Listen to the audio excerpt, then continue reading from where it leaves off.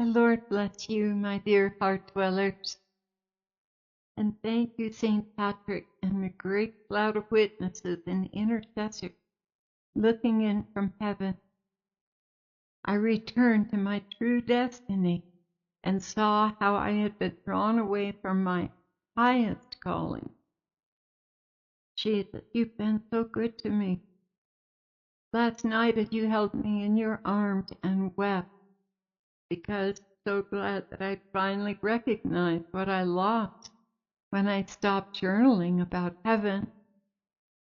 It broke my heart to see how much my absence from the obedience of Chronicle has cost you, Jesus. I know too that you were rejoicing that I finally got it.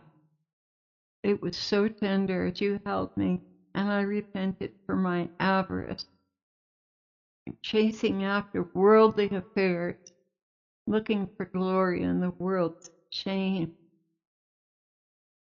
Jesus began, "My beloved, I created you to be one of the wonders of the faith in purity and seclusion. The world sinks to high heaven, and taking that stellar gift of your chronicles in heaven, turning it into a more worldly prophetic concern, truly dragged it in the mud. Tried to warn you, but your headstrong pride and worldly curiosity could not compete with my still, small voice.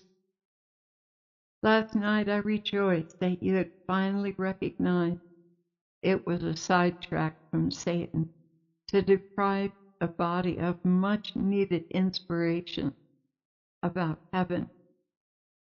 You truly are a headstrong one, but you are beginning to recognize the great treasures you lost.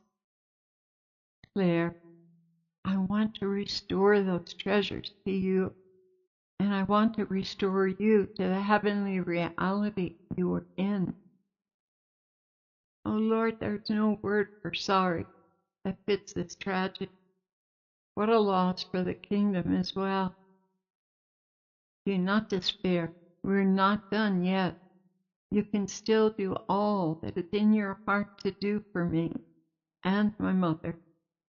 Truly, look at the gifts, Claire, and recognize the potential for the kingdom. There are plenty of gossip sites, intrigue, and war sites to fill every imagining mind in the world.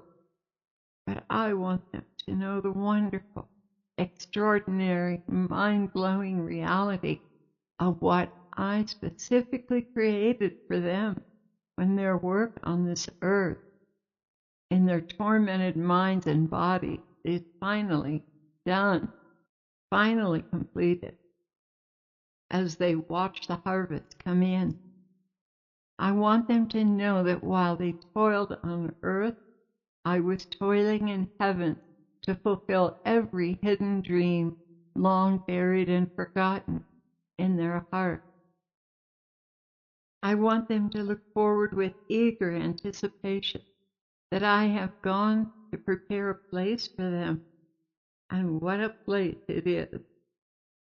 Not one favorite color excluded, not one tame wild animal pet excluded, not one gemstone set in silver and gold, exquisitely crafted by the artisans of heaven, is left out. All is done to perfection for each of them, one of a kind, their secret delight to stir their hearts in total amazement that I thought of everything